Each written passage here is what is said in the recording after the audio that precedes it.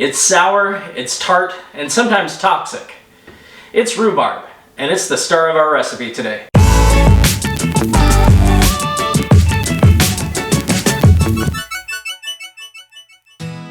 Now, you hear a lot of people talk about how rhubarb is poisonous or toxic or something like that. But let's just put that to bed now, because in all honesty, the only part of rhubarb that is toxic is the leaves. And in my grocery store, they don't even come with the leaves on it except for that little bit up there. So just chop that off, and you might want to skin it, and other than that, rhubarb is very safe to eat. And quite honestly, the leaves, even in small quantities, probably aren't going to do much to humans, but if they were in great quantities, they have a lot of oxalic acid in them, which is why people say that rhubarb is toxic. Today, we're making rhubarb meringue pie, which comes from the Desserts and Salads cookbook, which was first published by Gesine Lemcke in the late 1800s.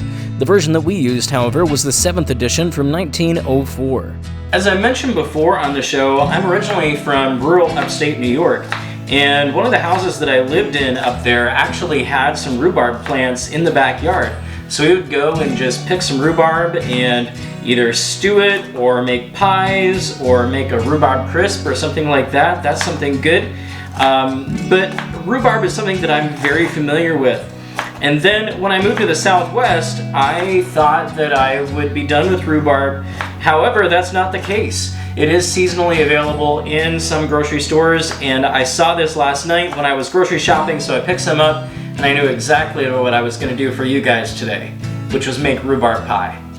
So we're just going to dice enough here to have 2 cups of cut rhubarb, and then what we're going to do is we're going to move to the stovetop. So I've got my 2 cups of rhubarb cut up into small pieces, and as I said, we're now moving to the stovetop. We're just going to put that in there, and you want equal parts sugar with your rhubarb. We have 2 cups of sugar that we're going to put in our saucepan as well, and we also have a ½ cup of water that we're going to add. And we're just going to let that sit and stew for about 20 minutes. While we wait for our rhubarb to cook down, we're going to separate out 4 eggs, keeping both the whites and the yolks. We're going to use them both for this recipe. Beat the 4 yolks and set your eggs to the side. We only need 1 pie shell for this recipe, so let's get that ready.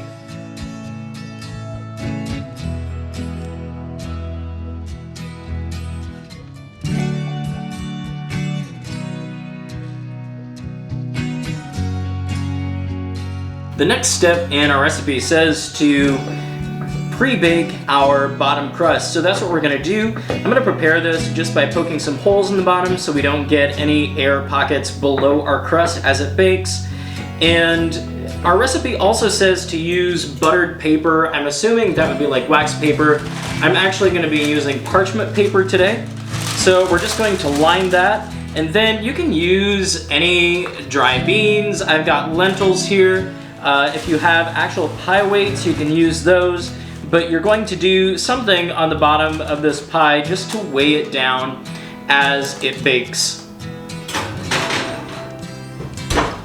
I've got that going into a 350-degree oven, and the recipe just says to bake it until a light golden brown. And so I'm going to watch that. I'm guessing that's going to be somewhere in the 15 to 20 minute mark, but we'll see. In the meantime, I'm going to check our rhubarb that's been stewing, and we're starting to get some decent color here. We're starting to see that purpley red, and we got some froth on top, which in my experience with rhubarb, you do get as that boils. After 20 minutes has elapsed, dump the rhubarb into a sieve over a bowl and push all of the moisture out of the rhubarb so that all you're left with is juice. At this point, I think I have all the juice out of this that I'm going to get out of this. And as far as the recipe is concerned, they're done with the pulp that's left behind here. However, save that because that's still good eating. You've got sugary rhubarb, and you could use that on toast like a jam. You could eat that straight with a spoon, but that's still good eating, so don't just throw that away.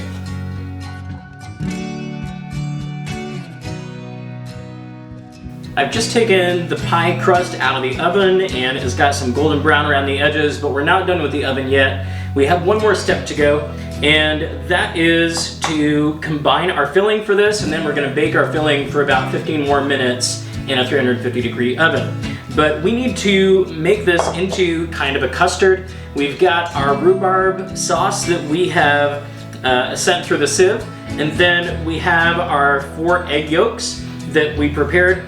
And now we're just going to mix these. We're going to mix this pretty quickly to make sure that our eggs are not scrambling as they go in there. And that's really all you need to do. This has cooled down enough that I don't think it's going to be too much of a problem, but we're just going to combine this to create our filling.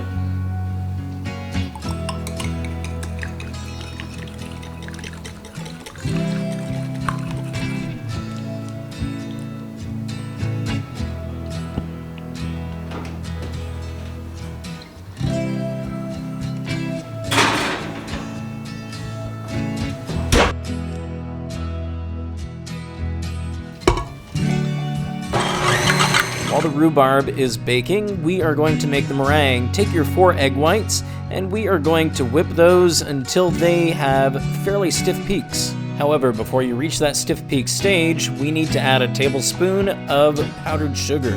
I finished the meringue just in time to pull our pie out of the oven, and now it's time to put that meringue on there. Spread it around and put it back in the oven until that meringue gets a little bit of golden brown on top.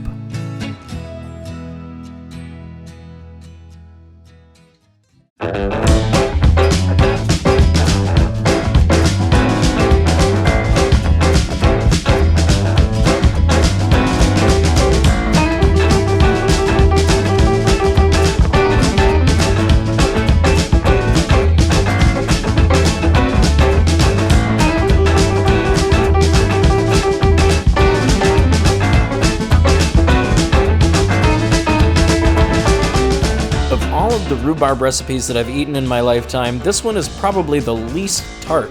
It was very sweet, it tasted great. However, I honestly did miss that pulp, and I missed a little bit of that tartness that you expect when you have rhubarb. The texture was fine, it was exactly what you think it would be with a meringue, and then basically a soft sort of gel or syrup on the bottom, and then you had the texture of your crust. And I think this honestly worked very well. However, if I were to make this again, I think that I would definitely include the pulp and just bypass the whole sieve thing altogether. With 37 points, our rhubarb meringue pie ranks in place number 7 between our crullers and the hot potato salad. If you haven't seen any of our other videos, make sure to go check those out. There are lots of good recipes going up, and then also some questionable recipes going up. But that's what makes this channel fun, right? Some are hits and some are misses, and then some are somewhere in between. Check us out next time and see what else we're cooking on the next episode of Recipe Reviver.